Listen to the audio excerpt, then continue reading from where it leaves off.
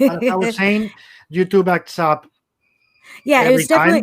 it was definitely YouTube's fault and not my fault. Absolutely. Never Carla. Never Carla. Never Carla. Never my fault. Never Never my Carla. fault. You see, she's, formal, polite, always does the See, right thing, like, never got swears, never says a bad word, no, never, never, never jokes with the people who's reading the comics. No, no, or that's not or Carla. or, or the editors that No. are paying our salaries. No, I definitely am always upfront and 100% authentic at all times. Yes, we all know that. We all know that. And this is okay. We're on YouTube. I don't know why this says 0 people watching because I see people on YouTube already. Yeah, we got Paula saying Hello, hello. hello, hello, hello, hello. Anyway, so how are you, Carla? How's things? Doing good. Yeah, as we talked about earlier, I'm outside because I thought that'd be funny. Um, and I like to just have everything as difficult as possible. So we've got a lovely patio down in Arizona. We may or may not get to hear barking dogs, uh, garbage people, or leaf blowers at some point, or someone just randomly deciding they need to cut down an entire palm tree at 9 a.m. in the morning in Arizona right after Christmas weekend. So we got that going for us. So the usual things. Yeah, the usual. Yeah. On my side of things, some moment maybe my daughter will just show up. My 6-year-old, she will come say hello, Yeah. to this and leave, or my dog will just come in and say pet Oh me, no. pet me for like 5 minutes. The Yeah. daughters and dogs are always acceptable on any sort of live broadcast, in my opinion. It's honestly, it's been the best thing about all of these Zoom meetings and Mhm. stuff that everyone now has to pay the pet tax. Like if your dog or your cat comes through, everyone's just like, show me the cat, show me the dog. It's like, Well, could be worse. Could be worse. Um, yeah. how's things for you? How's things in your neck of the woods? Are they getting Uh, better? Worse? Is still crazy? How's things? Down here, things are very crazy because it's Arizona, but it's better than being up on the boat in Washington because that was very, very cold and they got snow, and I don't like that. Mhm. Hold 1 second. I should probably mute my mic, but you're just gonna all listen to me cough. There we go. It's all good. But no, things have been good. We had a nice Christmas, just me and Stunt Dick. Just watching a whole lot of. We watched Nightmare Before Christmas and A Christmas Story and Scrooged with Bill Murray, and it was a wonderful Christmas evening. That's good. That's good. Have you Sorry. drink? Drink. I know it's hot chocolate. I swear. That's good. Yeah. No, this is not hot chocolate. If you count it by degrees of alcohol, maybe, but no. It's what I like to call interview juice. That's a good point. That's a good point. So my name is Victor Frankenstein. This is my syringe, which is a fucking rotring. I just popped it into you and said, pandemic is over, everything is fine. And then I tell you, the first thing that you've been dying for months to do, like crazy. I'm telling you, you can do it now. What would be? What would it be? Like after all of the shenanigans of the world, I don't like. Honestly, it's I got off really easy, like because I was either on the boat when it was really hot, or I was down in the desert when it wasn't too hot, and so I've had a pretty mild corona for probably the biggest thing I wish I could do is like I wish I could somehow make things better for all my friends and family that have been super super cooped up for all this time in much harder conditions. Like that was really tough to watch, and it was sad. It was like, I don't know. It's like I almost feel like I've got like Corona survivor's guilt, because I did survive Corona at least once. My partner and I had it early on. We're very, very, very sick. It sucked. And I definitely don't wish that on anyone. I just want people to be safe. So yeah, it's like I don't have like any personal like, oh, what's a thing I'm gonna do when all this is over. It's other than like just the usual of just like, oh, I want to be able to see my family again, see my mom again, and mostly just for my friends not to have to be so alone for so many of them. That I think that actually that hurt me more than anything I was going through, is having to watch your family go through and your friends go through like really, really hard lockdowns where they couldn't go out. And that was harder for me through all of this than anything that I personally had to go through. Like, I feel like I got lucky.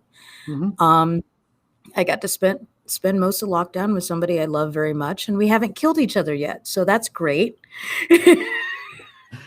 That's important.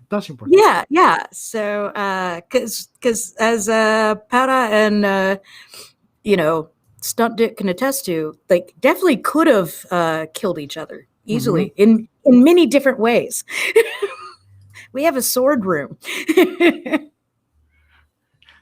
We own many swords. So if we'd gotten sick of each other, that would have sucked. But we did pretty good. Well, that's good. I think I only have the Conan sword right back there. Yeah, but, yeah. That's enough. Do you miss conventions at all, or nah? Yeah, but sorry.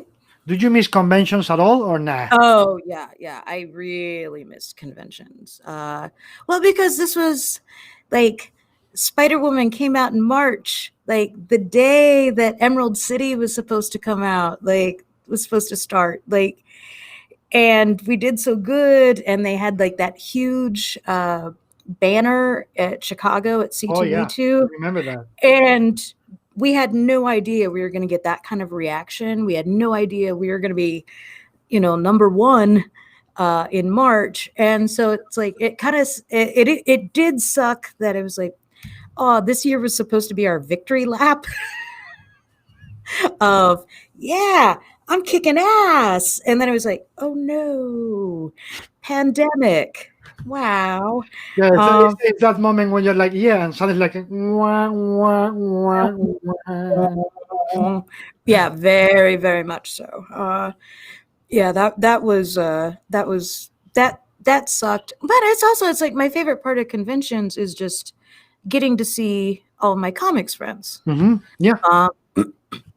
And like, it's not even, necessarily being at a table. Like I like tabling. I like getting to meet readers and talk to people. And I was looking forward to signing ever so many things. And now there are like, I think like less than 20 copies of Spider-Woman that have been signed out in the universe right now. So, I mean, hold on to those, kids. But yeah, no, I definitely miss conventions. I missed, like, my favorite part of conventions is always just, I'll go to like the whole, like, I'm not the person that like tries to coordinate like dinner for 10 different people that we all have to go to and try to figure out a restaurant. And then, oh, is so-and-so coming? Do we need to wait for them? Who else is coming? Where are we going? Okay, no, we need a restaurant that's not completely full within 6 blocks of the convention center and all that stuff. So I don't do that. What I usually do is I go to the hotel bar and I just set up court. And it's like, I tell everyone, it's like, I'll be here. Like, I'll be here. You can come find me. And like, we'll have a nice time when, I'll talk to people that come through. If no one's coming through, I'll read a book and I'll have a lovely time. So I kind of just like I'll just set up camp somewhere and be like, this is where I'm at. If you want to come through, fantastic. If not, cool. I'll catch you next time. But I'm not walking all over like downtown Seattle so we can all go to the Cheesecake Factory and wait for an hour for 12 people to all kind of be yelling over appetizers. Like I prefer just having like those really quiet moments of where you get to talk to people one-on-one and you just get to see your friends and make new friends. And I just think that's really, really cool. How much do you learn, talking about the conventions, how much do you learn about yourself as a writer based on what the people tell you about your comics in the conventions? Then, the unexpected answer. Like, I wrote this thinking about this reaction, and suddenly somebody's like, nothing. What? I mean, Like, I didn't think about that at all.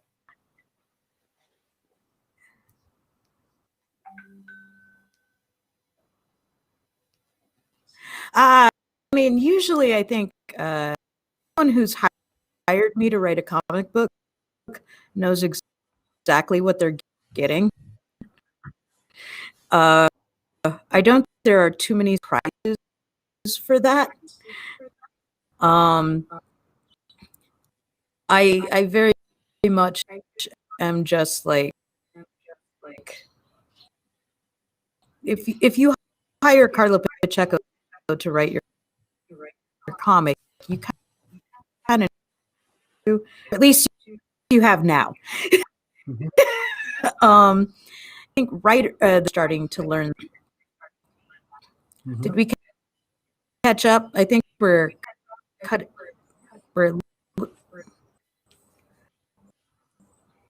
I think our signal is getting worse. Let me in. Yeah. Do you hear me? Can you hear me, Carla? It feels like we're a little. Hello. I don't know if you can hear me.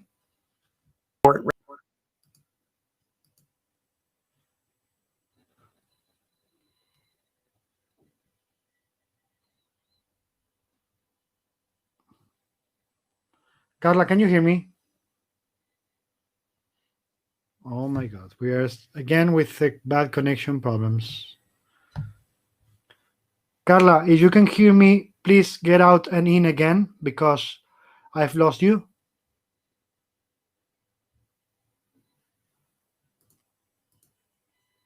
Hello? Guys, can you hear me and see me? Because I think she lost signal. And she's, at least from my side, she's frozen right now. I don't know how you can see us. Please confirm that you can see me okay?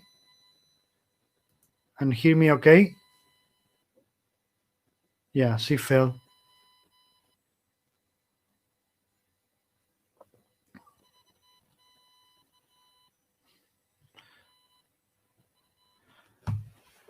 Paula, sí, creo que se ha caído. Estaba, la señal iba peor, se estaba congelando y creo que se ha caído. Entonces ahora volverá. No sé, ¿qué os enseño mientras? ¿Quieres que os enseñe alguna de mis cosas? Para hacer tiempo. Tampoco es que pueda enseñar mucho yo, pero como no enseñé libros, muchos libros que tengo por aquí, y por aquí, por allí, por allá. Y cajas. Bueno, que eso, que vamos a esperar un poquito a ver si vuelve, que se ha caído. Creo que la señal ha hecho Catapluski. Y ahora hay que esperar a ver si hay suerte y la recupera, ¿vale? Y mientras tanto, aprovechad para deciros Feliz Navidad, Merry Christmas y todo esto. Regalos de Navidad. Sí. Que ya los enseñé, Paula.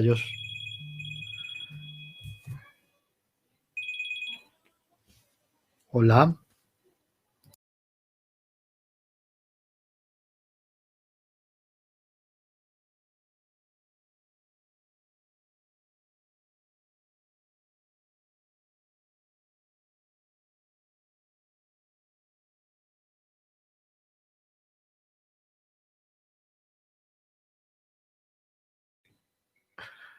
Hola, gente, está al teléfono Pere Perez.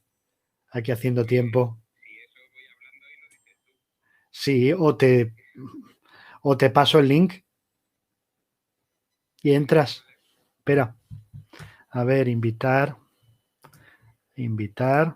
Tiki. Te voy a pasar el link por WhatsApp, ¿vale? A ver. Acá. Y creo que Carla ha vuelto. Can you hear me still? Yes, I can. Okay. Espera, cuelgo, que ya vuelto. Hey, are we back? Yeah, it's no, all my stuff. Yes, you lost the Yeah. signal completely. Yeah. Which everyone probably got to see my butt as I bent over trying to plug in the laptop. No. You don't worry about it. You lost signal completely. So no. Okay, no. Well, I'm just saying it's a great butt. I'm Yes, not upset. You say so. I can go do it again. Wait. But yeah, so I'm trying to make sure that my laptop is actually charging now instead of being terrible. Hola. Better! Pere, activate the camera. He's like, You cannot be here without the camera. It's not allowed. Yay, Pere! Now, turn it. Turn the phone. Gira el teléfono A ver. para que se quede horizontal. Put it horizontal. Hmm. There we go. No? There we go. Okay. Now we can see you. See, people, now we have a hooligan who just Yay! I was hoping you were going to surprise me with him. I was just calling to fill in minutes when the connection was out, but I was going to talk about you. Okay, now you guys talk. Bye. Yes. Okay. Yeah. It's fine now. It'll be like when Pere and I do like our secret email threads that we don't tell you guys about. Well, Why? I will act as if I don't know anything about those emails. What emails, Pere? So I- no Oh, none. emails I mean, at all. You never told me. Oh no, my god. No emails. No emails. No. We definitely don't plot behind anyone's back. Nope. No, you never. You never do that. We said at the beginning, you're very formal. You don't show your butt on camera. You never do those things. I do. But I've known that about you from 15 years ago, so it's not surprise. Okay. So since this is only Women's Week or month, I'm going to leave and work on the page. And I was just trying to help with the connection problems and tell everybody how great you are. He's using his mind powers. Yeah, see, you brought back you brought back the connection, and as soon as we get off this, I'm gonna go finish 12. Nice. I mean, finish. You can send questions through the channel or send me your comments through WhatsApp for her, and I'll relay them. I don't know if I still have a YouTube profile. Doesn't matter. Just send me through WhatsApp, and I'll tell people what you said. I already did. Yes, I know. But she didn't have a connection, so I couldn't tell her. Okay. So what Pere sent before, Carla, just so you know, Pere says, "Hi, motherfucker." And then nice t-shirt, wrong costume, though. Or is it? No, it's the hold on. See, I got the 1977. I mean, is it the wrong costume? Is it? Is it? I'll just do this. Okay. Yeah, enough. So, I'm out. We've said enough. Got it. Jake is probably watching. Happy holidays. Mwah. You too. Bye. Hello, bacalao. Okay, so I wanted to give you the surprise. That was great. That was great. Now, I was I was wondering. I was like, will I get to see Peta? no, he was watching and sending comments. And when your connection was down, he called me, and I was like, "What are you doing? I'm live." Like, oh, just He's to like, fill in the gaps until Carla is like, "No, you're on the phone. Just fucking connect to the screen and do it's like finish. I'm not he's gonna like, be like this in front of people. Like, yeah, Pere Perez says hello. So no, he's okay. like, I'm ready to go. Where are you? So let's go back to where we were with what we were doing. Okay. Okay. We're talking about that. If you have ever been surprised by the reaction by any of your readers to one of the stories you've written, like somebody saying, "This I expected this," and then it was the completely opposite. I mean, I think that's pretty much everything I've done. Like, come on, Carla's gonna Carla. It's always like, oh God, what did you think? Like most of the books that I've written, like starting with starting with all of them, but people are just like, what did you do? It's the most common reaction after every book ending. And it's been so much fun since Spider-Woman's was my first ongoing series. I'm super in love with page turns and the cliffhanger. Mm-hmm. And that is my favorite thing about writing comics is I feel like every page should be not that every page has to be a cliffhanger, but when you do that page turn, there should be something like on this page that makes you excited to see, oh, what's next? What's going on? Mm-hmm. And working with Peta has been great because, you know, we came up with that montage, like the signature montage page that kind of starts off each issue for the first 5 issues. And now with the second arc, we're doing the same thing, but a little different. And I think it's great because it connects the stories so well, but it also gives you that like, oh, what's about to happen? And we definitely have been doing that with all of our last pages of each issue. Mm-hmm. Because and granted, like when people read the trade, like the trade for issue one, the first trade for the first 5 issues, Bad Blood, it's in stores now, I believe. Or it should be. Yeah, it should be. I know I know Amazon, I think, didn't have it as early as some of the local comic book stores. People were telling me they were already finding it in comic book stores. So I've already seen it's been out there. But so I know that reading the trade is going to be a different experience, obviously, than reading the month-to-month issues. Mm-hmm. I have the most fun with the month-to-month issues because everybody's got to wait after I do something terrible to Jess.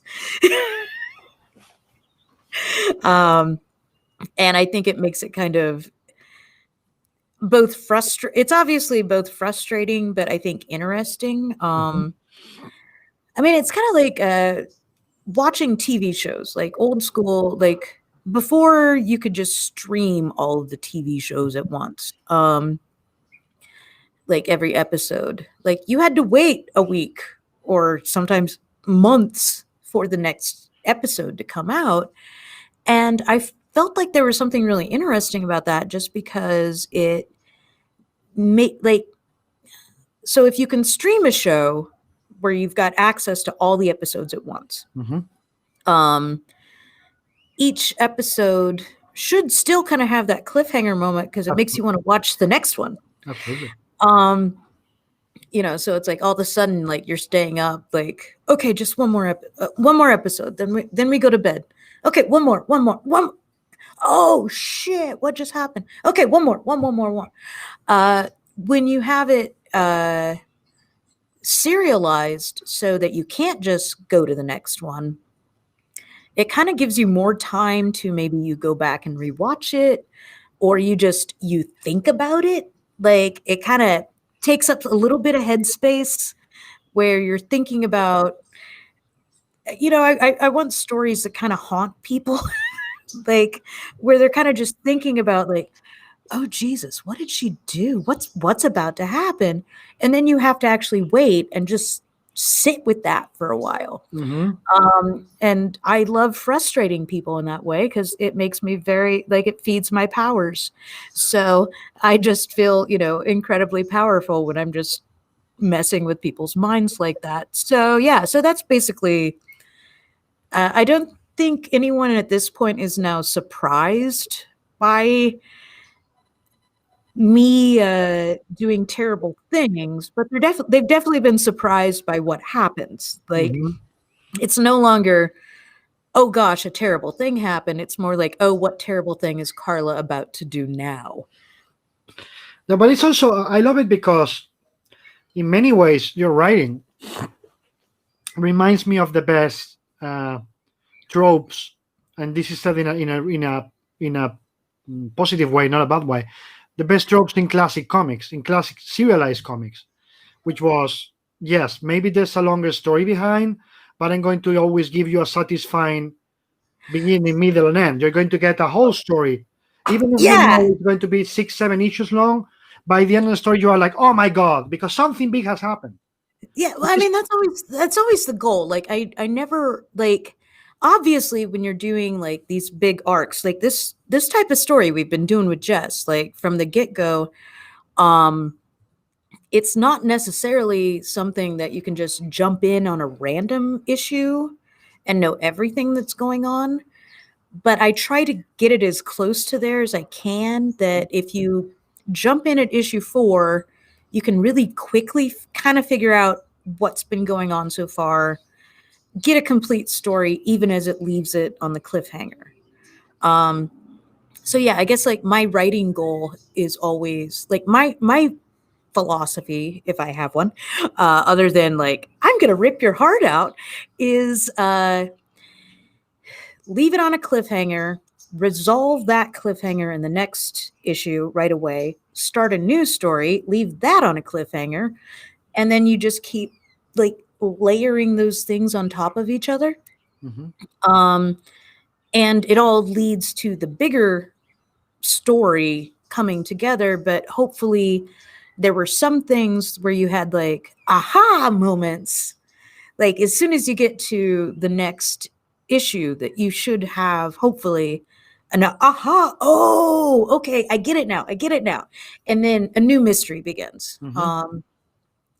But yeah, I've joked that I basically write all of my comics either as a mystery or a heist, and usually combining them. Yeah, so I would say certainly the combination is what makes it even more fun.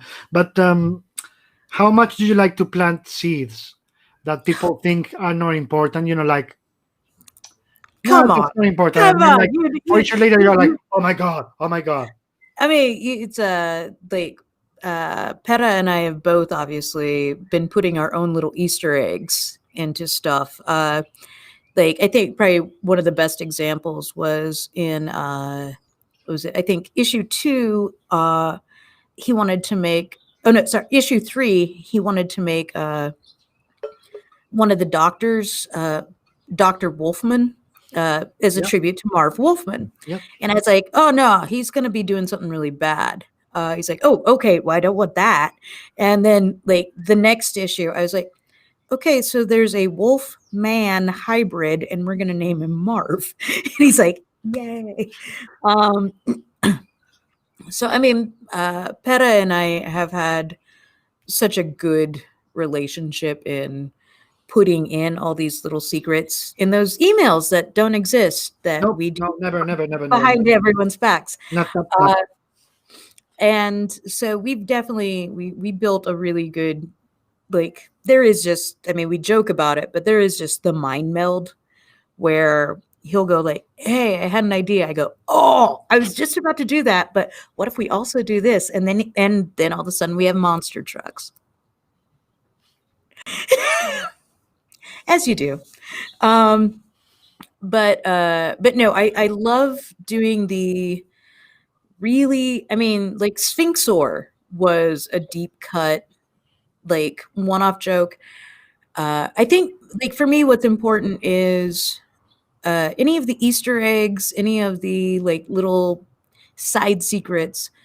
It's I always try to make sure it's something that's not that it's something that enhances the story. Mm-hmm. If you are familiar with it, or if you go back and reread it, you're like, oh, I get it now. Oh, that from issue 1.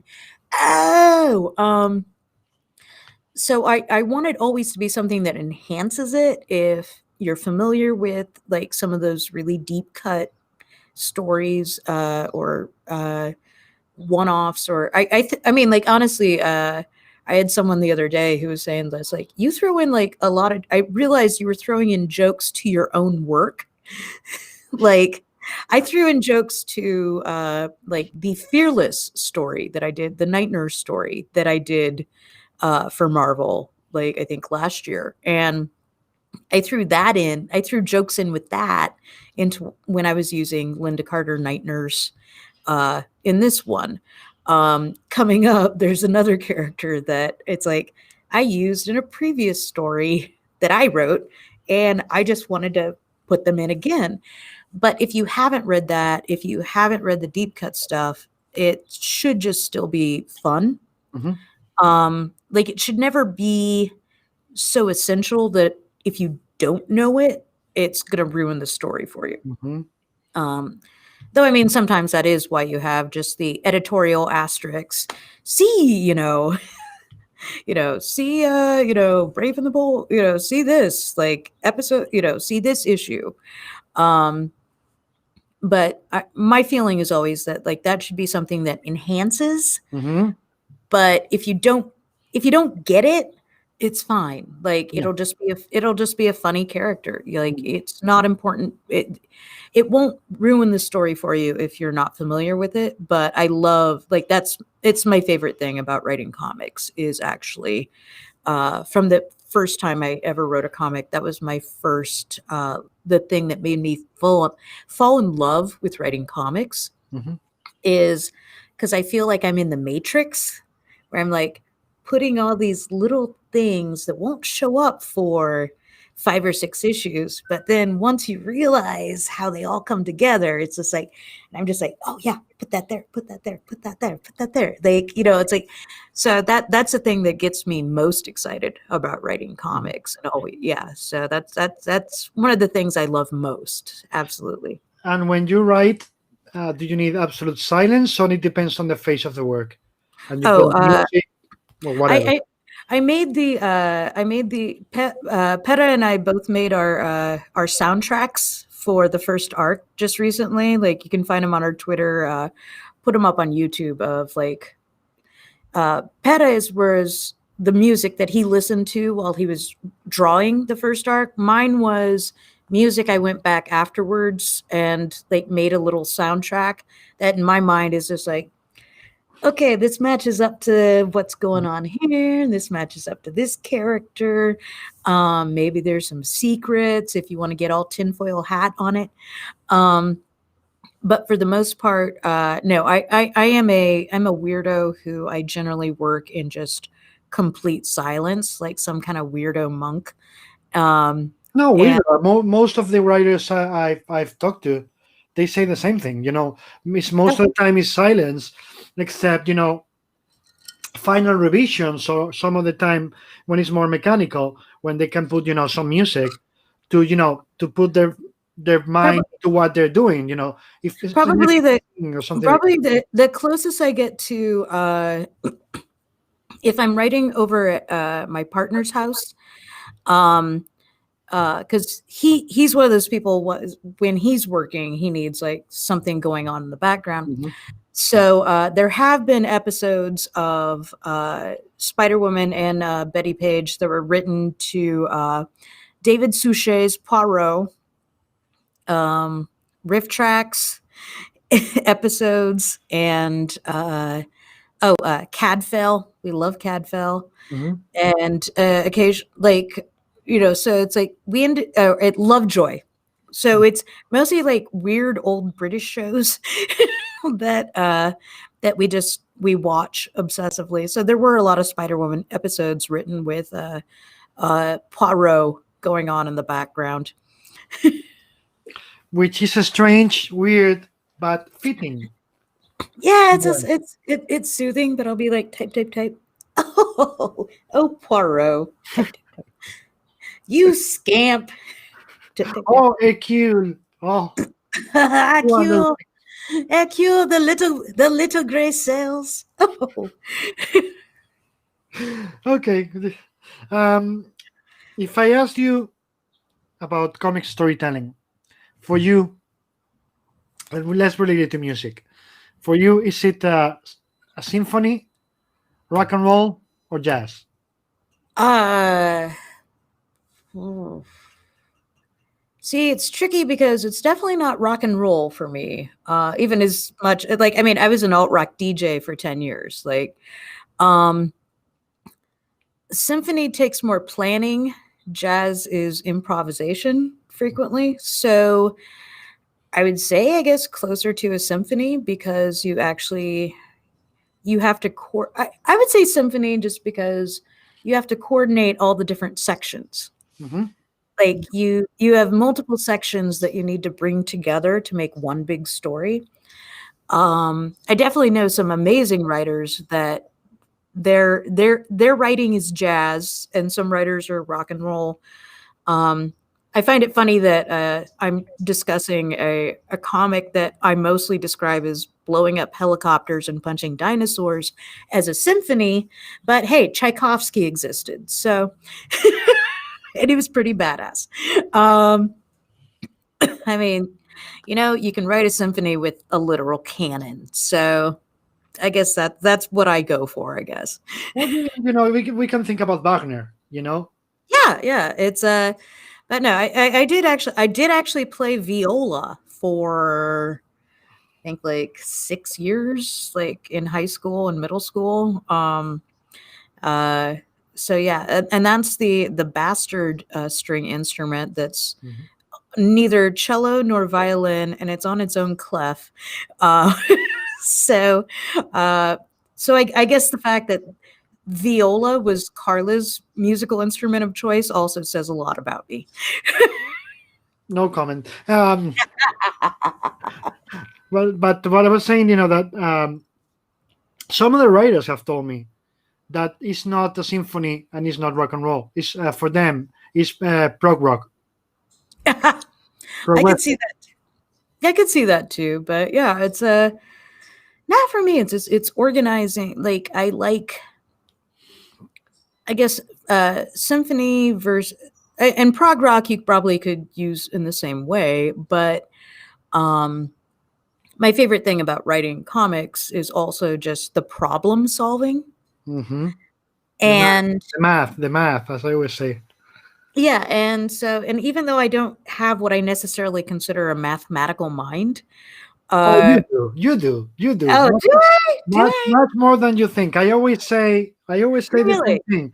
There's three things that are the closest things to do comics for me is always music, math, and poetry. Yeah, it's like but yeah, I never think of myself as having a mathematical mind, but I do love puzzles. That's puzzles are math. Yeah. But yeah, they're word math, I guess. But yeah, it's I love puzzles. I love figuring out the different elements that need to go into this to make this happen. It's one of the things that I loved. Like I was like when I got to do the Fantastic Four 2099 book, and then also this the infamous issue 7 that just came out. That was stuff that was tying in to other people's books. And I love that.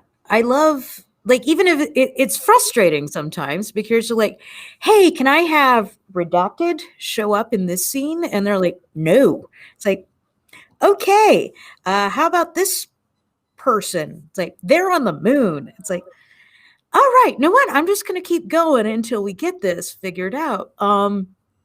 But that is one of the things I get excited about and I really enjoy is the problem solving. Like I like figuring out the puzzle of where each little piece can fit in. And hopefully what I'm doing is enriching what the other creators are doing on their teams and on their books. So what we're doing in Spider-Woman 7, while it's not I wouldn't call it a crossover. I would call it a tie-in. Yeah. Where we're telling our story within the world that's going on right now in King in Black. Meanwhile, everybody else is like having a whole big thing, but we're taking care of something right here. And it ties into what's going on. And I feel like it enriches it, but it's also us just telling our own story in the moment. And I feel like that's a really fun thing to do when you can coordinate all that. I like working with the other editors and the other creators to make sure that all of that matches up. Like I just think that's really neat. So I'm glad to hear that you don't like to be in the bubble. You like to be involved in what's happening around your own book, right?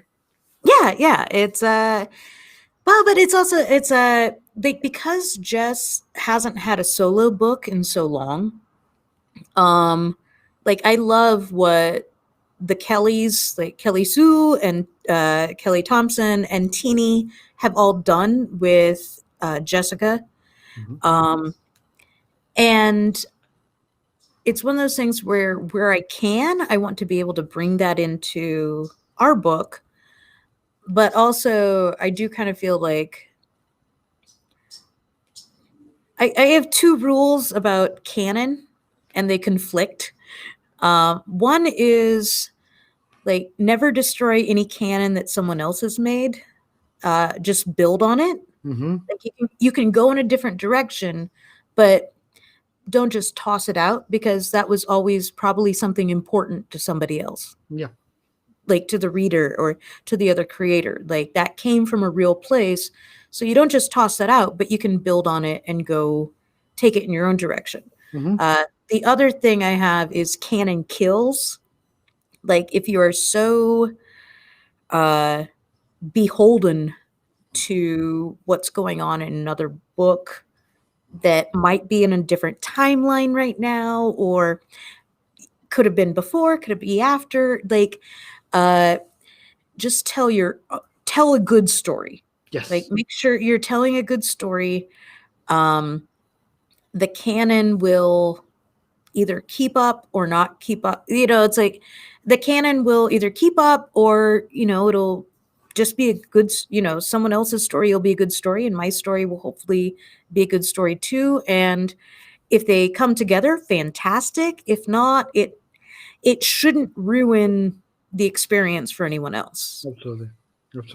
But at the end of the day, canon is a need, but it can also be a hassle. So it's not about it should never be about ignoring it. As you said, it's building on it. But there's sometimes where that canon, you're like, maybe this made sense in the 70s.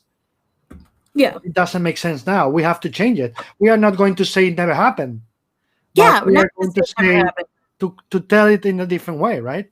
Yeah. And that's with us using Bendis's origins as a springing off point, much the same way he used the previous origins as a springing off point. Yeah.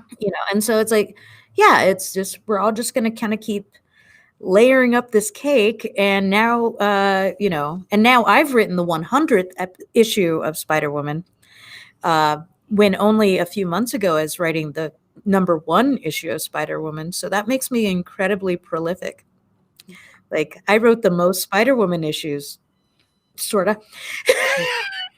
I went from #1 to 100 in just in 5 months. Tell me the truth. You have a black hole right at home. So you bend time and space, and it's like hop 100. Well, Corona gave us our own black hole of time and space because we didn't know we were going to have 6 months between issue 1 and issue 2. That's also true. That's also true. But it's a very good thing too, because that helped you guys get so ahead. As Jake said, in Twitter a couple of weeks ago, like he never realized, wow, we went so ahead with this book. Oh yeah. It's amazing for you and Pere to don't have a feeling artist at all. It's like the whole thing is you guys. Yeah, it was funny just because like there have been times where I remember so when issue 4 came out, at which point I'm working on issue redacted, and yeah, That one, yes, that one.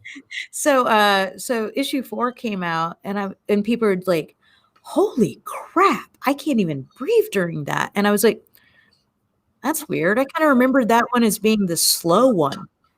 And then I go back and I have to go back and reread it. I'm like, "Oh, wow. Yeah, I just thought that was the slow talky one." And people are like, "Things never stop. It's just blowing up all the time." It's like, "Oh, right. I forgot I did that."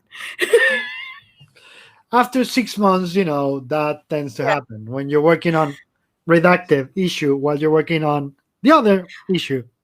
Well, we also like we have been so lucky with that because we never got pencils down. Nope. Like we worked completely through. I mean, and that's great. It's I'm really happy. I still really like Pere to draw slower. But that's for your own personal reasons, not the same thing. Yeah, because I write slow. So I would like him to draw slower. That would help me out. Honestly, it won't matter because I'll still be slow, but I'm almost catching up. Mm-hmm. Yeah, we're almost there. Which is good. It's good. It's always good. Chin up. It's good. And also what we're working on now, eh? We can't. No, we can't. We can't talk about it, but yes, that's true. And the dance is justified. And it involves a lot of languages and things. Yeah, but it's no, I feel like let's say things. Yes, that's it. It's we're working on something that's very, very cool, and I'm like I'm so incredibly lucky that like both the reaction to it and like from the readers has been so positive. And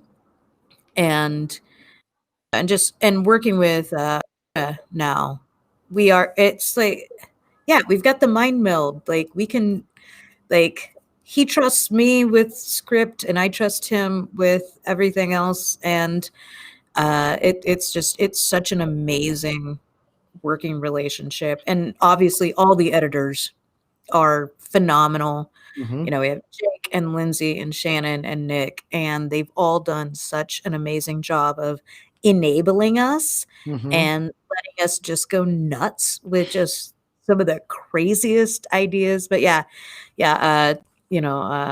Comacabra. Or as Pere informed me, como puta cabra. Como putas cabras. Como putas cabras, yeah. Yes. let's use the plural because we're talking about all of us. We are como putas cabras. Yeah. So it's just been such a great, like we've been so lucky. And then obviously like Frankie and Travis, like it's been an amazing team up that like I don't know what more someone could ask for. Like, absolutely. No, I think you and Pere have gotten to a point. I always say that, with certain writers and artists, it gets to a point where I always say it's not the writer and the artist anymore. There's a third entity that's created, which is really the creator of the book. It's not him or you separated. It's just a third entity. And also when I say, that's when Mark Waid always used to ask the editor, say, hey, change the credits. Why? Because it's not writer and artist anymore. It's storytellers. Yeah, no, we don't know when somebody starts and the other ends, right? Is that happening to you guys now? No, it's definitely. I feel like we have gotten just so. Again, like we keep joking about, it's like the mind meld where, In the emails that we absolutely do not send each other. Nope. But well, it's like because like I can run interference for him on some things. You run interference for all of us on some things. He runs interference on other, so it's we all are kind of like working together to make the best book. Absolutely. And like the brainstorming is hilarious. And it's like we're coming up with like all these little ideas. It's like, oh, what about this? Okay, what about this? What about this? What about and I mean, it was funny because I had someone on their podcast say they were just like, because I had shown on that amazing page, and I think it was issue 3 or 4, where Pere had the 13 panel page, Mm-hmm. where it was all like diagonal, like amazing slices. And a reviewer is just like, when do you see a page like this? This is amazing. And so I posted up my script for it. I was like, here was what my original script looked like. Here's what Perez page looked like. Here's what my lettering script looked like after that. Because I was like slightly annoyed that I was just like, God, this looks great. But now I have to go from like, I had 5 panels of dialogue and sound effects, and now I had to go through and rearrange 13 panels of sound effects and dialogue. But, and the reviewer, Professor Bill at Comics Book University, he was like, I just thought that was really cool that like you weren't taking credit, like you were insisting you weren't taking credit for that. I was like, it didn't mean I didn't do anything. It just meant Pere like went fucking nuts with it. Then I tweaked it a little and it looked amazing. Like, But that's both of you. It's as you will know, these writers are not going to react that way. They yeah. react like my sacrosanct script. You cannot change anything. Well, and I mean, for sure, you guys know I don't do that. Like I've never, I don't think ever. There are very few things that I've ever been, like insistent that have to happen, except for when, and he's not here now, so and even though we've already talked about it, like on the Spider Woman podcast, but when Pere was having Michael Marchand just eat a cake like this. And that was the only thing that we ever got into it. Like, how do you eat cake? He's like, wait, did you want it on a plate with a fork? It's like, how do you eat cake? Yeah.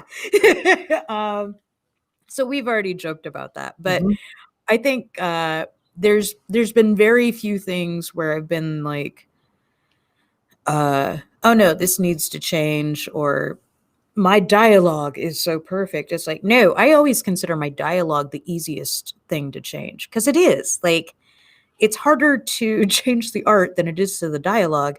I will always, like, as long as it's serving the story, I will always go back and I'll tweak the dialogue to make sure that looks best to the art that we ended up with, versus me thinking like, oh, my auteur, like, it's, yeah, I don't care. Like, I take killing all my precious darlings really literally. So, and I think that's why, like, Pere and I have been able to have such a good working relationship, is because I'm always willing to adjust to what he comes up with, because that's always going to be better than what I came up with. Like, I feel like I'm there to do a foundation of the story. Pere builds it, and then I go through and decorate it.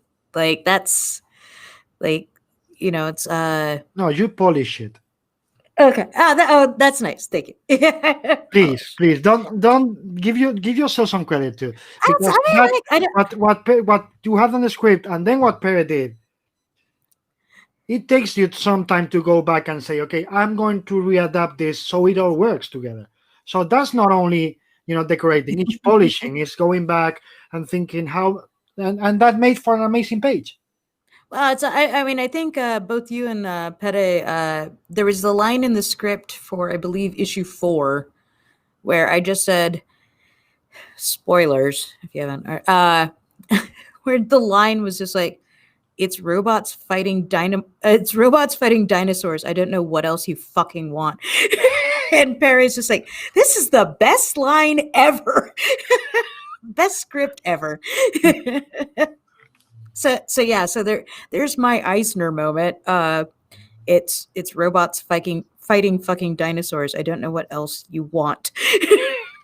And then that gave us all the ideas to do something even crazier for the next issues that I don't think we can say yet. Or no, okay, we can't. But yeah, I'm trying to figure how many dinosaurs. Again, working so far ahead, it's hard to count how many dinosaurs we've punched so far. We were talking about the funniest part is that we were talking about punching dinosaurs after issue 1 was released, but since it took 6 months for issue 2 to be released, I think we were talking about punching dinosaurs 10 months before that issue was published. Yeah, yeah. Well, I mean, it's much like I'm trying to remember when monster trucks show up, but yeah, let's say 7-8 months for monster trucks, 10 months for punching dinosaurs. Dinosaurs, yeah, but they show up eventually, and there's still more dinosaurs to be punched, even in the immediate future. Always. I mean, right now, obviously, issue 7 just came out. We punched symbiote dragons out of the sky, and yeah, there's still more dinosaurs to be punched. So we've got that going for us. And the high evolutionary is involved, so that means there's going to be things. Let's just say there's a lot of things. Yes. Yeah, just say. Let's leave it there. You'll see, guys. You'll see. Pere, just so you know, he's teasing you. Send me a WhatsApp message saying, "Talk about fast. I finished the page before you guys finished the interview." Ha ha ha. Which page? The page he was working on today. He said he finished it before we finished our chat. I'm looking forward to seeing it. Yeah, send it. Send it. Send it to send it. I can send it by private chat here, and people won't see it. What is the most special thing for you of comics storytelling? What makes it unique compared to everything else? It's well, I've always said like I used to write my previous writing experience before I got into comics, and like I haven't been in comics very long at all. Mm-hmm. And so previously I'd written like comedy for like Cracked and National Lampoon, and like the Inspector Pancakes book, and so I was always writing like kind of goofy comedy stuff. But when I first tried my hand at writing a comic book script, it was like, and I've said this before, I'll get misty-eyed about it. Mm-hmm. Felt like coming home, where everything else had always felt like work. Mm-hmm. And even as much as like I'll curse writing comics at times when you're like, I don't know what I'm doing here. Better put in a helicopter explosion, which is what I always do. It just makes me happy in such a unique way, and you can do so much with it that you can't do with, like, I've never had any interest in writing a novel or writing prose. That just, I'm the one writer. It's like, if I ever say like, oh, I really want to work on my novel, you'll know I've been kidnapped. Mm-hmm. It's I love writing comics because it is such a gorgeous way to work, where each page matters and you're telling the story over all of these pages, and you have to use this efficiency of dialogue, but you can have a maximum of action and energy, or you can have those quiet moments where you pace it out. But it's not just a storyboard for a movie. Mm-hmm. It's not just a book with pictures. It No. is its own unique medium. And there is so much you can do with it that you can't do with other mediums. And like, you can do stuff with comics you can't do with movies. You can do stuff with comics you can't do with a book, like a novel. And I just think that's amazing. Mhm. Like, I love that. I love playing in that world. I just think it's so exciting. And it's the collaboration, which can be hard at times, honestly. Like, in previous books, it is hard to give up like the mental image that you have of what a page is going to look like. And to trust a collaborator with that, to trust the artist with that. But when you do, what they come back with is so much better than what you came up with. And then, then I can polish it or tweak it or like make sure that what I'm doing is congruent with the art. Where else do you get to do that? That's amazing. Like, I love that. Like, I'm absolutely in love with that aspect of writing comics. And I just think it's the most special thing ever. And working with Pere, God, like, I just feel like, we went to the mountaintop like really quick. Like after issue 1, we were already just like, okay, we got this. Yeah, off to the races. That's true. That's Yeah. true. But that's also a part of control, right? And I mean, when you compare it to any other, like TV or whatever, where you and the editors, and that's it. There's not like, oh, I'm in the animation department where I'm like the 50th guy who has to be careful with that, the shape of that leg to say something. I'm exaggerating, but you know what I mean. There's a level of control in comics that doesn't exist in every other art form, right? I mean, there is. I mean, it depends because sometimes you're getting feedback. I'm saying this as politely as possible. Sometimes you get feedback from higher ups that comes in late, that doesn't, or comes in from someone who hasn't been working on the story the whole time. And they're like, oh, no, we can't do this because of, and they have a reason for it. And so then you need to work around it. And especially like with work for hire comics, which is what we're doing. And I like working for Marvel. I like working on Marvel properties. Like, and I'm not sucking up. It's just, these are characters I really care about and I enjoy doing the work. I enjoy getting to play in these playgrounds. That makes me really happy and I like it. I love it. And yes, could I be having more control or making more money? Like, unlikely. It's comics still. If I was only doing creator-owned work with someone, I don't know. I would definitely probably have more control over it. But again, like I said, there's definitely been times where it's like, oh, that wasn't really the line I wanted to go there. But I understand why, someone higher up is like, well, it should be like this. But the reason I love the editors that we've been working with on Spider-Woman, the best editors always give you a chance to fix it yourself. They're like, hey, this isn't working for this reason. Can you give it another shot? And at the time, I might go like,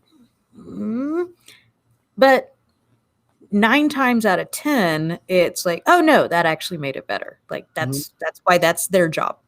Like a good editor is, like more valuable than gold. And we have such good editors that we've gotten to work with on this book, where it's people who bring out the best in what we do and not just enable us in, como os putos cabras, but also encourage us to push it further. Yeah. And that's amazing. Yeah. Like, that's what's so cool about it. So yeah, if you're doing work for hire, you give up control. If you're working with an artist, because you can't draw yourself, you're giving up control. It's a matter of like, how can you like work within a team and make the best book possible? And I consider that really cool. Some people would obviously consider me like, oh, you're just like a company man, simp. But I like working that way. I enjoy it. It's a type of work that I feel brings out the best in what I do, and I can help make something really cool that other people can work on. No, it's exactly what you said. We've been working on this book in Marvel in general, but we've been working with this book with people who are also really creative as editors. And I'm never going to do that thing what you just said. And it happened to me as a writer, where somebody would just, let's say, instead of letting you revise your own thing, they write it for you. And then you see the letter improve, and it's like, I didn't write this. Yeah. I think anyone who's worked in comics has had that moment or multiple moments where you're like, that's not actually what I said. Am I going to get credit for that? Blamed for that. But the best I've gotten to work with so many great editors. Nate Cosby over at for the Bettie Page series, Sarah Gatos over at Oni, like when I was working on Rick and Morty. Obviously Jake and Lindsay and Nick and Shannon.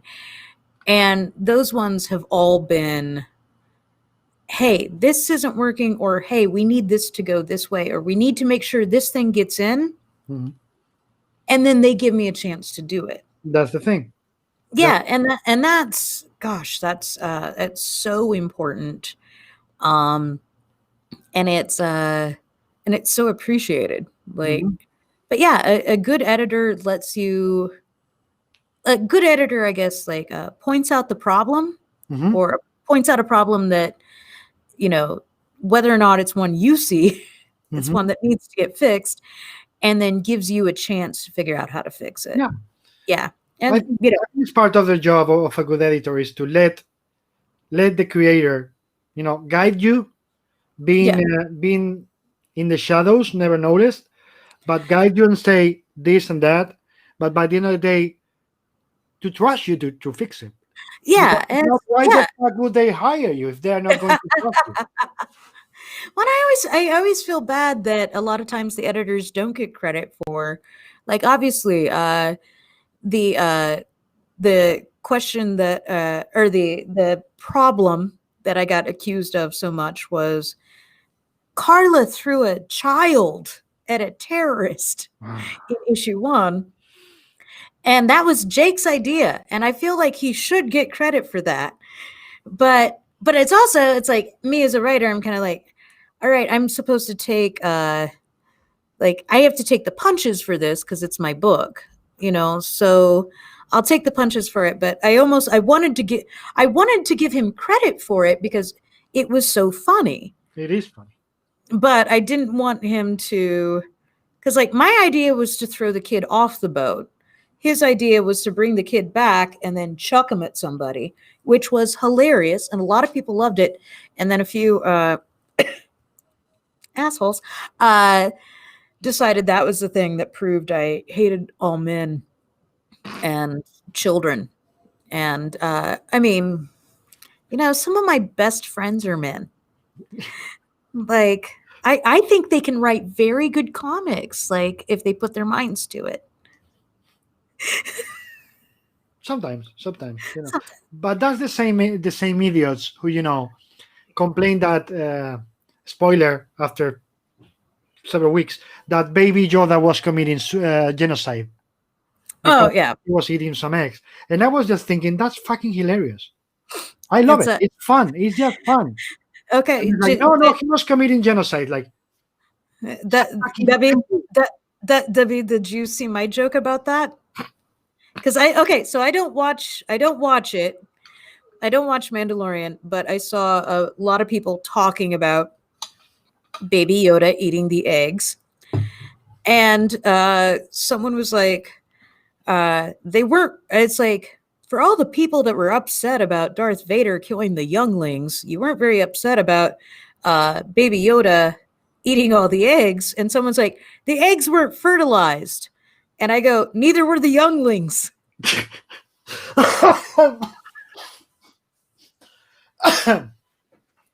boom.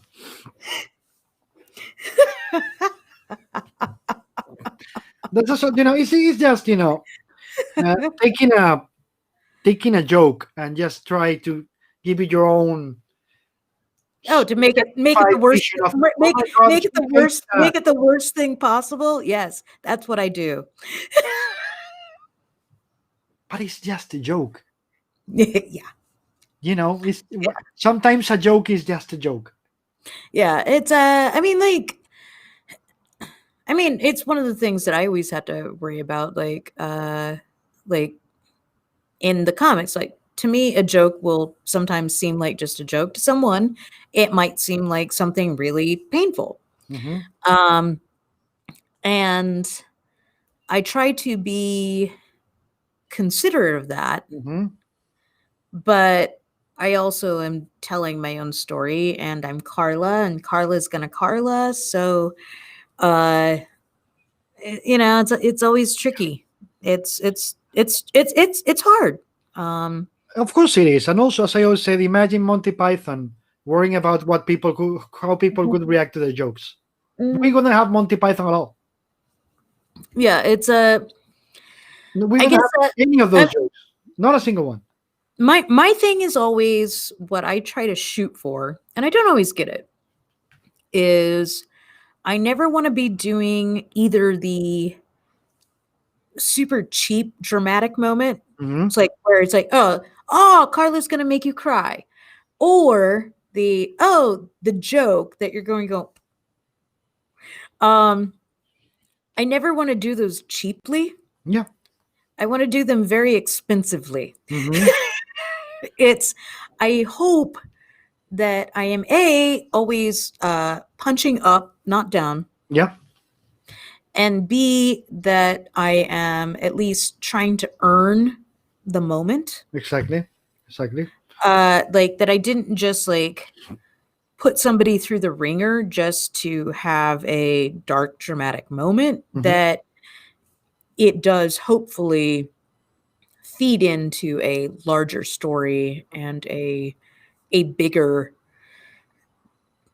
reason than just like, oh, I wanted you to be mad at me, or I wanted you to cry, or I wanted you to laugh. It's like I want to earn the jokes, earn the gut punches. That said, I do think comedy people, like people who came up from comedy, are way better at drama than most people expect. Yeah. As I always say, you need when somebody cries, there's like 2 or 3 muscles. To make somebody smile is 143. Yeah, it's it takes work to get a good joke, because comedy is subjective. Yeah, Like absolutely.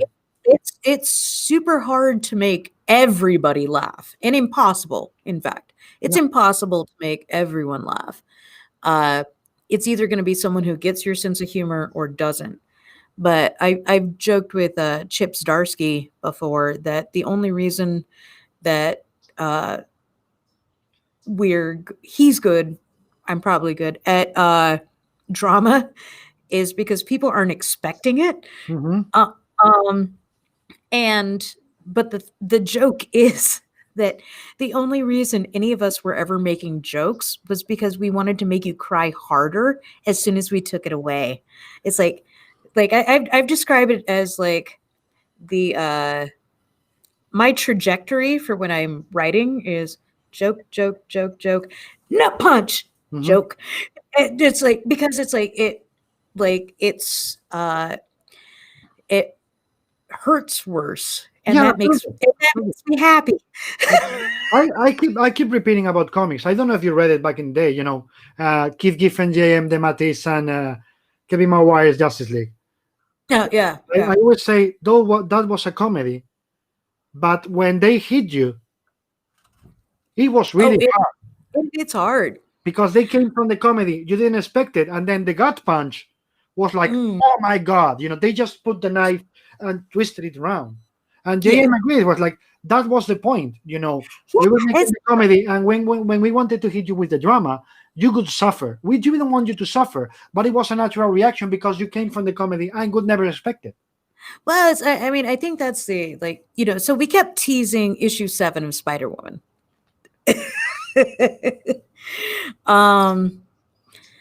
After this big gangbusters Spider-Woman, and the most issue 6 was her and Carol in space, and obviously she's still kind of being a jerk. But so when we hit issue 7, it what I appreciated from the readers and the reviews that I saw, because I only seek out the ones that really like me, because the other ones are wrong, was the people who were really big Carol Jess fans who were like, this really hurt, but thank you. It's still good. It hurts. I hate it, but it's good. I can't wait to see where it's going. And I never want to be doing something where that's cheap. I feel like it is it's leading up to something, and leading up to something important. But yeah, I mean, we've all been in those situations where you say stuff to your friends or your family that you can't take back. Exactly. And and that it leaves scars, and that's just real. Yeah. And I feel like people I feel like no one's gotten as mad at me as they probably should have for that one, just because I feel like with Perez art, it felt real. It felt real and it felt earned. It wasn't at all a cheap thing. I've seen the reactions too, and everybody keeps saying it hurt, but no one is saying, "Oh, that's like a soap," or "That's like something that is just boom there." Yeah. They're fighting. There's no reason for it. No. Every single moment felt like this is part of their journey. This makes sense. This is not cheap. Yeah, it's we should clarify. We said not cheap, not chip. There you go.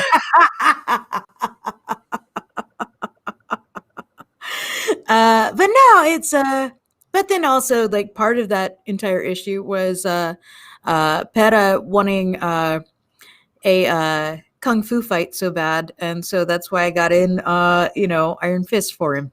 Mm-hmm. I was just like, all right, this for you, 2 pages, Iron Fist, go nuts. I'll figure it out afterwards. Just give me what I need here in this conversation. Yeah, no, I was just like, between Carol and Jess, but there you have to pay. I was like, here's the dialogue. Here's what just happened. Here's what's about to happen. Iron Fist battle, 2-page spread.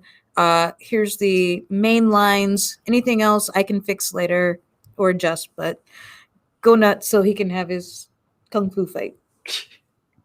And the guy, as you know, Pere Perez likes his kung fu fights. He does. It's and I love it too, because Jess was a trained martial artist. It's so it works, and the fact that both Pere and I have some level of him, far more, like martial arts or different fighting backgrounds in our lives. With me dating the stuntman, it's been kind of great because with Peta, I've now no longer had to like make a stunt dick like fight me across the patio, where I'd be like, okay, so I'm gonna go from here to there. I need you to stop me and show me how to like armbar butt. Yeah. And like, oh no, break this. Like, so because because we'd have to do it in slow motion so that I could pick each motion that would be good so I could describe it in a script. And now with Peta, I can just be like, oh yeah, armbar, but across this, like, oh no, she's getting out of neck grab, pull, dude. Like he knows. Like I don't have to describe it anymore. Like I don't have to figure out like just sweat over how do I describe to someone with no martial arts experience what breaking an armbar looks like, or what a like arm grab back behind like looks like. So that's been great. Saved me a lot of time. It's making the life of your writer easier. You wouldn't think it saved me a lot of time by how good I am at my deadlines, but I assure you it did. There you go. There you go. Making the life of your writer easier by Pere Perez. Let me see some comments and questions here so they don't think we are ignoring them. Felipe Hernandez says, I would like to know, how did you achieve your goals as a writer? Was it difficult to introduce yourself in the comic book industry, or did you have previous experience in other media? So like I mentioned before, I was a comedy writer for 10 to 15 years before I ever even thought of getting into comics. And I'd actually met a lot of comic book writers through that, even before I even considered being a comic writer on my own. It was like, I loved comics. I loved comic book writers. I just didn't think of that as something I could pursue for myself. So I spent a lot of time at conventions. Like I knew a lot of people beforehand. And then there was a certain point where I was just like, I'd kind of like to try my hand at writing a comic. And I wrote a couple scripts just for myself that no one has ever seen. And I was just like, oh, I like this. And then like a few people did see them and they were like, good. This is good. Keep doing this. And so then I got to just spend a lot of time at comic conventions, not actually trying to work, not even trying to network. I was going to the panels that not a lot of other people wanted to go to. Like they were the ones that were the boring ones. It was the nuts and bolts of what are the best ways to lay out a script? What are the best ways to work with an artist? So we'll probably find each other in those panels, because those are mine too. Yeah, and it's so it was working on that stuff instead of going to the how do you break into comics panels. You go the how to break into comics panels will have like 300 people. The one that's just like how do you work with an artist will have like 5 people, and we're all sitting in the front row. But those changed my life. Like those absolutely changed my life. And like I got some of the best advice that they don't remember giving me from Jeff Parker and Ivan Brandon. And they don't remember it, but it stuck with me so hard.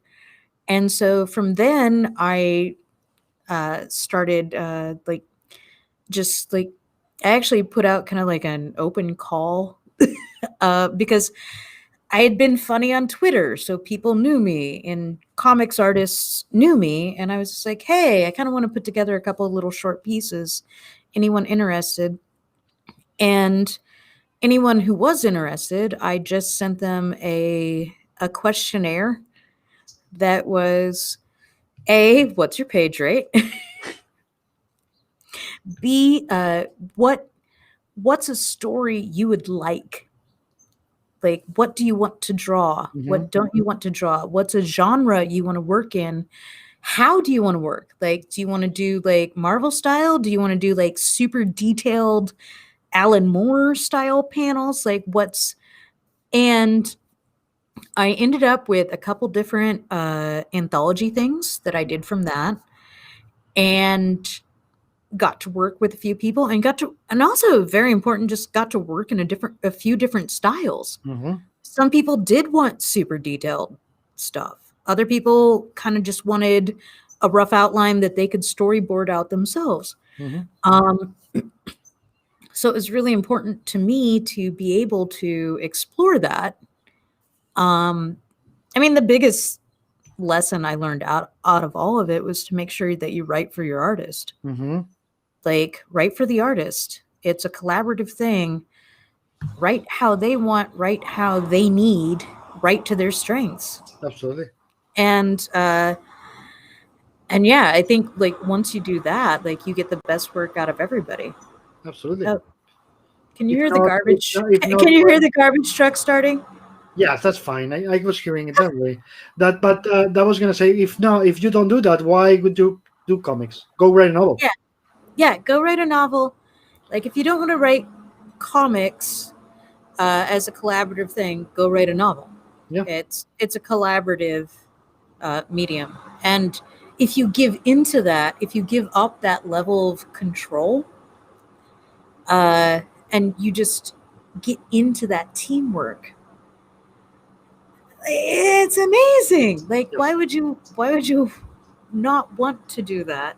Like, yeah, so we kind of diverged, but yes. So yeah, I basically I started doing some anthology work after all of that, and got recommended to Marvel from someone who no longer wants to be named by that. Just not. I'm pretty sure not because he thinks it's his fault, but mostly because he doesn't want other people nagging him. But I have been very fortunate in that there have been some very, very good people who have recommended me for work to different companies, have been incredibly selfless about it. I try to do the same now whenever I get an opportunity. We all got to bring someone up with us, so yeah, it's so that's kind of, at some point, Kathleen Wisniewski asked, "Hey, do you have any interest in writing a short story for Marvel?" And I said, yes. And from there, it just kept going.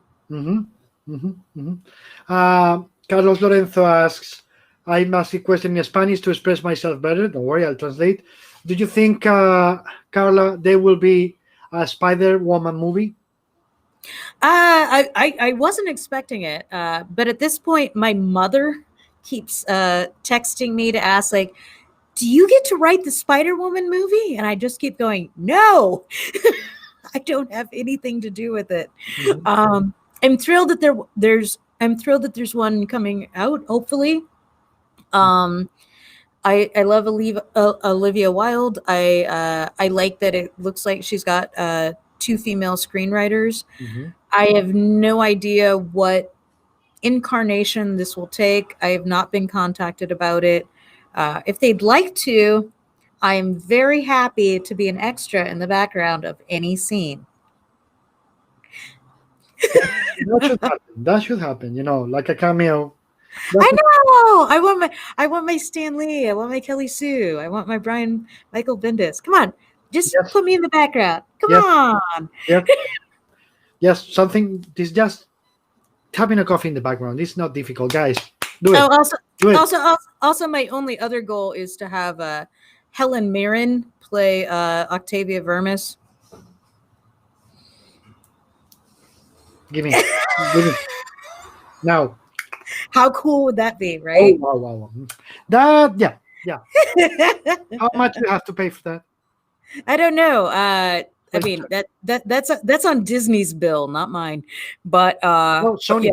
Sony. oh, Sony's. Yeah. So that's the tricky part, is because I think Olivia Wilde is doing her still untitled movie that is allegedly Spider-Woman with Sony.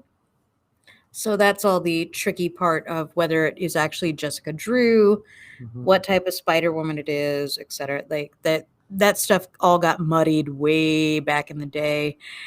And they've kind of seemed like they were going to figure it out, but we don't know yet. So either way, though, if y'all want Octavia Vermis, call me. Yes. Yes. Do it now. Let me see. Pedro Mercader asks you, what appealed to you about writing a Spider-Woman? What was the most hard part of writing that character that has had, great runs in the past? Well, it's definitely, I mean, the reason I love her is the same reason why it's hard to write her, which is, or occasionally, not hard to write her, but occasionally painful.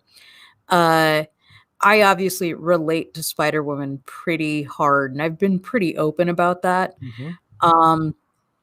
That she's a character I relate to because she's someone who has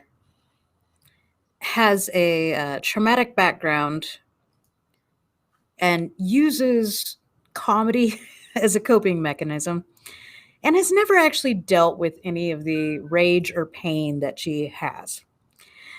So she frequently lashes out. So that's definitely not something I relate to. But it's the same thing that I think, but it is the reason why I think so many people like me relate to the character. Is that's a really common feeling of, like, you've moved past your past, but you haven't really done it. But you're still trying to make your own family and make your life good. And so yeah, so there's a lot of, hi Saren, I see you. Spider babies keep showing up in the chat, and I see them. We'll get there. We get there, but yeah. So that's definitely what both attracted me to the character, is her sense of humor, the kind of subtle sense of darkness, and that also is both the best and worst part of writing her.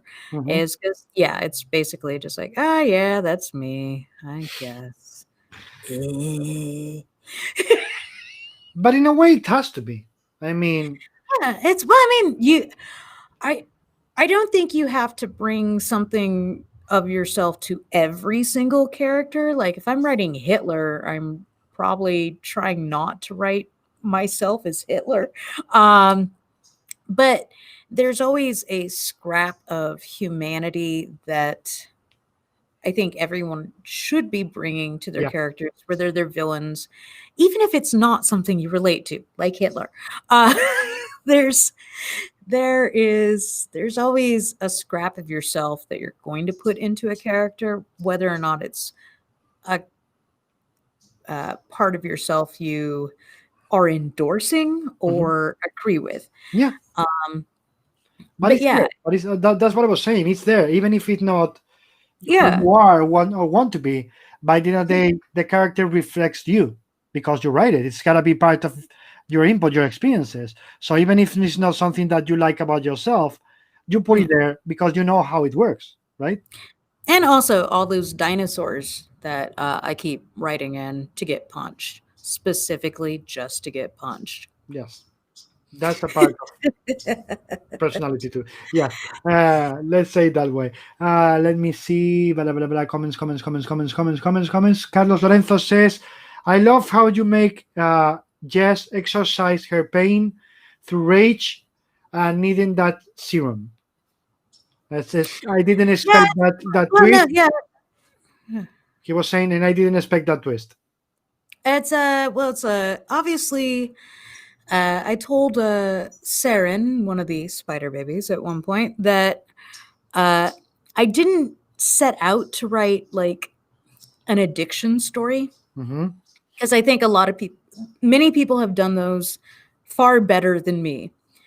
But I definitely sought out to write a story where you're pushing people who love you away for whatever reason. And so a lot of times those go hand in hand. Yeah. So it's not necessarily like the thing, her rage, I think, is actually more the addiction than even the serum. Even as the serum brings all that in and strips out her inhibitions. Honestly, like in my mind, I'd almost say the addiction has been her rage. It's the fact that the serum took the veil off of that. Yeah. And so that's actually what she's dealing with, more of like, I don't want to care. I don't want to like I am angry and I no longer want to have to like be pulling this stuff back Yeah. because of you know, her caring about people. And so so it's kind of a different type of addiction story, I guess, in a way, but it's definitely like it's definitely a big aspect of the story. Yeah, For I sure. always read it since the beginning, at least, not as an addiction story, but the other way around. But I've always had this rage inside of me, and Mhm. this gives me the chance to stop hiding it. It's Yeah, all yeah, going to be in the open from now on. yeah, So and that gives her the excuse to just go all in, right? yeah, yes, yeah. So yeah, it's yeah, even as she's almost kind of like blaming it on the serum, or other people for her are blaming it on the serum. It's actually more about she's just got all the inhibitions ripped off to actually be raw and angry and upset. And yep, like issue 7.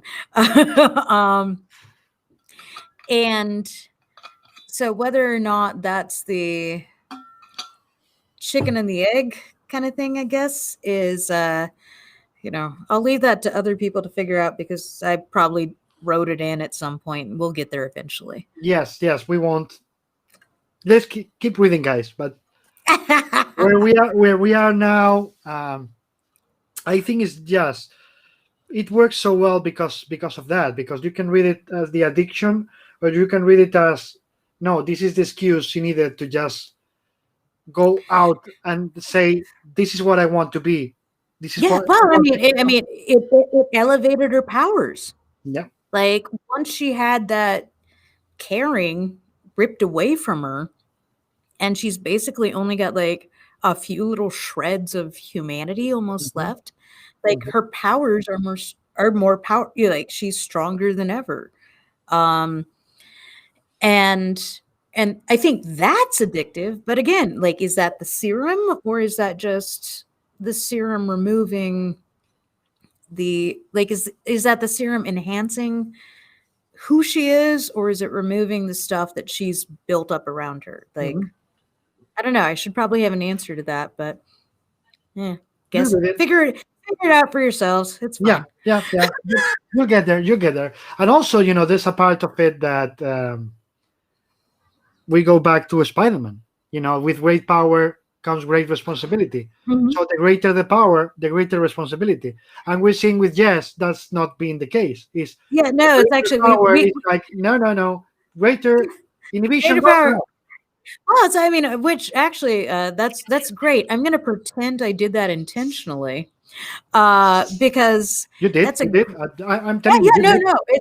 no, it's a great reversal, because Jess was never actually part of the spider family. Yeah, absolutely. So her being a reverse of the with great power comes great responsibility is actually, yeah, let's say I did that intentionally. So if you lose great responsibility, you have great power, because Jess is the opposite, is like not officially a Spider-Man. So yeah, no, we're going with that. Okay, yeah. No, but Remi- rem- it's exactly that. It's great power, great responsibility. In Jess's case, since the beginning of the book, the more powerful she becomes, the less responsible she's becoming.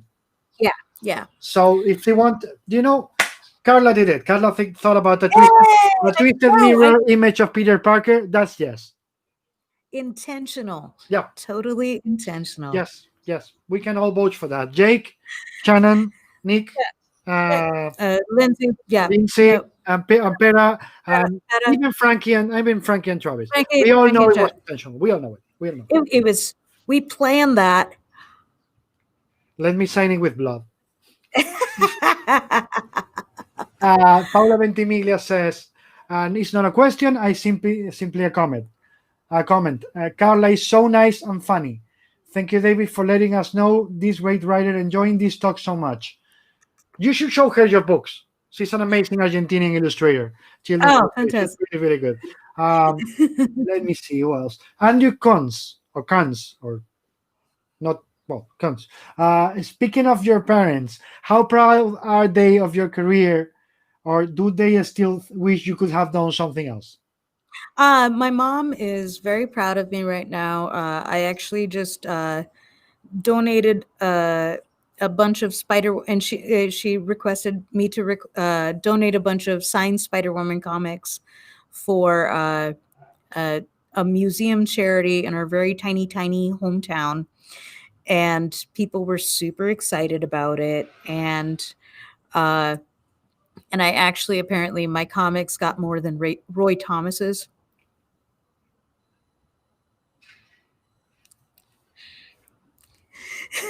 But no, so yeah, mom is very proud of what I've been doing with the book, and has been very insistent on when is she going to get her copy, and she finally got it. So Good. That's good. Carlos Lorenzo says, thanks, Carla, and thanks, David, for this great interview. Thank you for watching. And I hope Sony listens to you. But as you said, it's very difficult to know. And we only have to cross our fingers and pray. Big hugs to all of you. We don't know. We don't know if it, Jessica Drew wasn't on the Spider-Verse. There's people that says there's a legal reason for that. Honestly, as Carla said, there's a big mess in that. So who knows? We'll see how it goes. It's all comic books at the end of the day. We'll see how it goes. Yeah, and you know what, Carlos? Enjoy the comics. If they do a movie, they do a movie. If they don't, I don't care. I'm enjoying my comics. We don't need the movies. We don't need the TV to enjoy our comics. We should never think about ourselves as lesser than them, because we are not. We are superior in many ways. I mean, I will give that it was obviously super cool to get a lot of extra attention on the Spider-Woman comics when the movie was announced, or the possible movie was announced. I don't think much of that translated to sales, and not a lot of any of the MCU stuff is necessarily translated back to sales. But know what? People, where it counts for me, little kids who get excited about wearing Hulk or Iron Man or Spider-Man, whether they get that from the comics or they get that from the movies. You know what? It's stuff we were part of creating. Yeah. That's what counts. Absolutely. That's what counts. And as I said, let me tell you one thing. That's one of the reasons I always say that comics should be taught from primary school. We learn from a very young age, as you know, to jump between Superman does this, next thing Superman is flying. We don't need all the steps in between. That's the comic reader superpower. Yeah, it really is. Like, kids can fill in the blanks for themselves. And then there's the second part of it, which I always say, this is why comics should be taught from primary school, because Imagine yourself right now. Think about yourself as a reader or watching a movie. We always, comics readers always, when we're watching a movie, reading the newspaper, or, you know, whatever, TV show, etc., we always automatically read between the lines. Always. We look for what's behind. We never take anything for granted because we learned that from comics. Well, it's also so many people that I've known of who their kids had such a hard time reading, but graphic novels or like kids comic books, it got them excited about reading. Like Raina Telgemeier, Dave Pilkey. Yeah. These are people who are bringing up the next generation of readers. Starting it on comics is never gonna hurt. Absolutely not. Like they're not gonna not read real books because they're only reading comics now. It allows kids, especially ones who have like different reading abilities, Mm-hmm. to jump in and feel like they're reading a book and to be excited about it. And that's like, yeah, that's what we should be doing. Like, even though they shouldn't be reading Spider-Woman right now. Yep. I had I had a friend who he was like, "Oh, I got my like 6-year-old granddaughter or goddaughter, and I think she really liked comics. So can you send her some Spider Woman?" And I'm like, "No, no, no, no, No, not that one. Not yet. Not yet. not yet. No, thank you. I'll send you the Captain Marvel MG books. I have many. I'll send you Squirrel Girl. I'll send you many other books. Not yet." No, not that one. But as we said, you know, you're saying it, when you're reading a comic, two parts of your brain work simultaneously, something that doesn't happen in the others because you're reading and watching images at the same time. I mean, I think that's why it's like I feel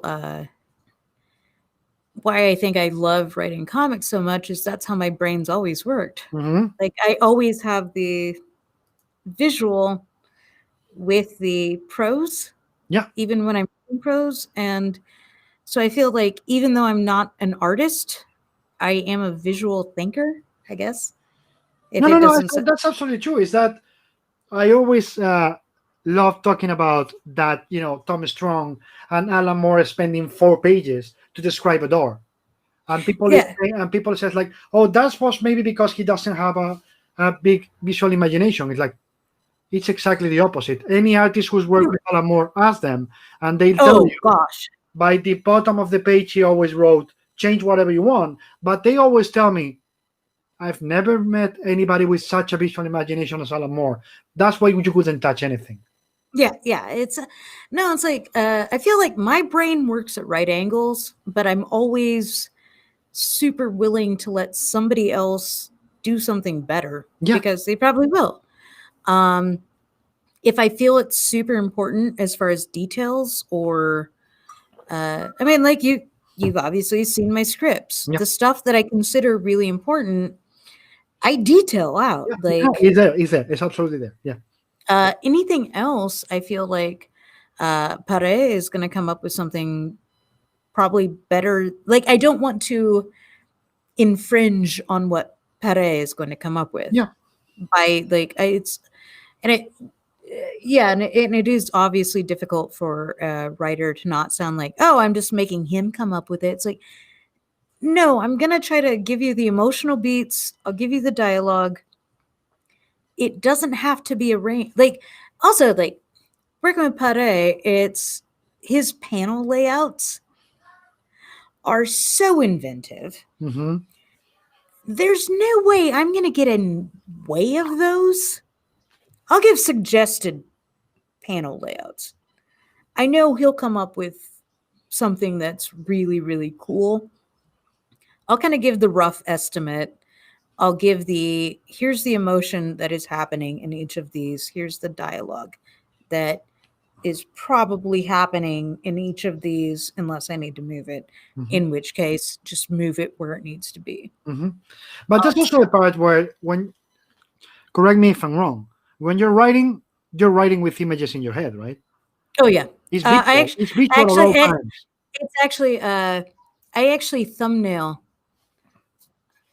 It's not even writing. When I break story, I have this huge notebook where I draw out each page. Mhm.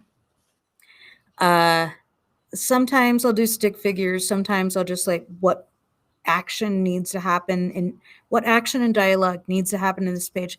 I draw it physically. Mhm. Pere is never going to see that.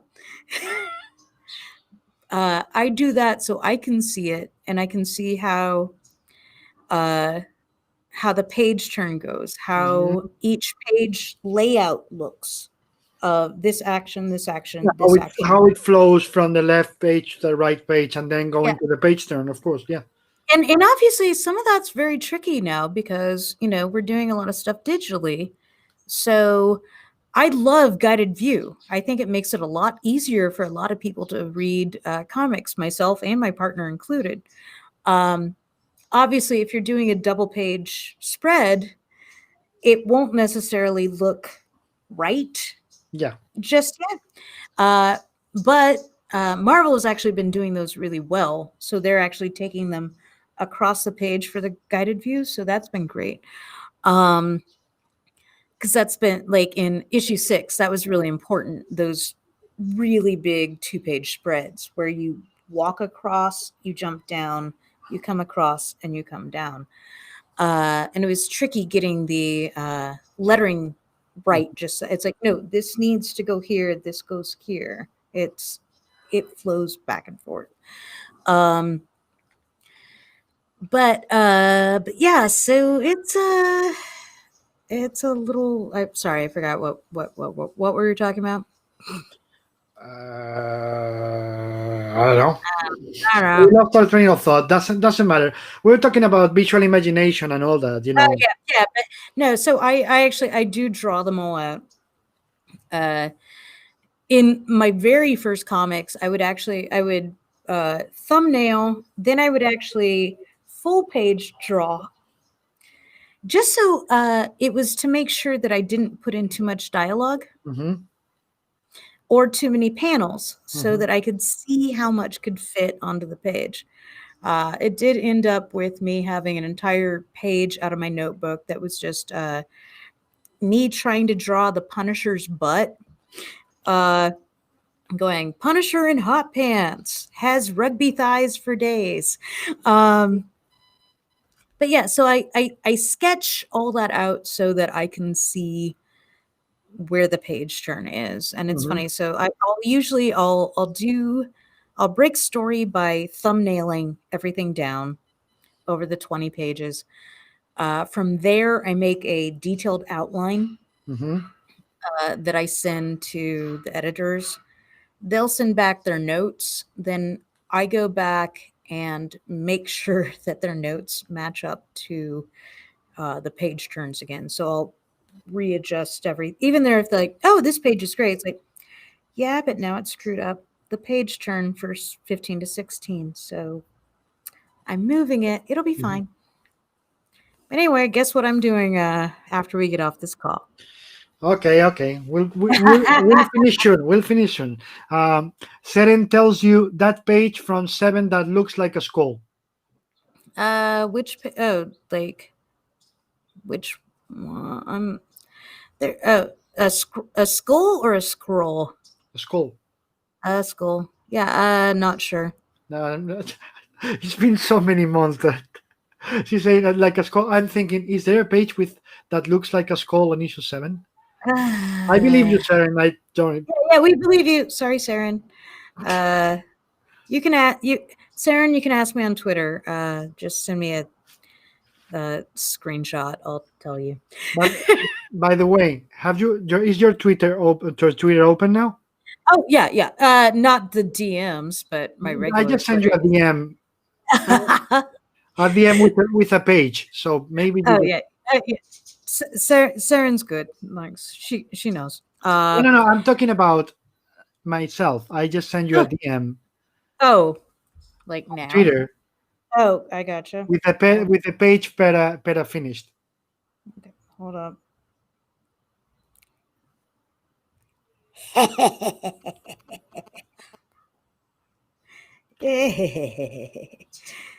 Carla cackle. And that's all we're gonna say. I'm sorry. Hate me now. Yeah. Um, um, One last thing because you have to go back, and we've been at this for 2 hours already. Yeah.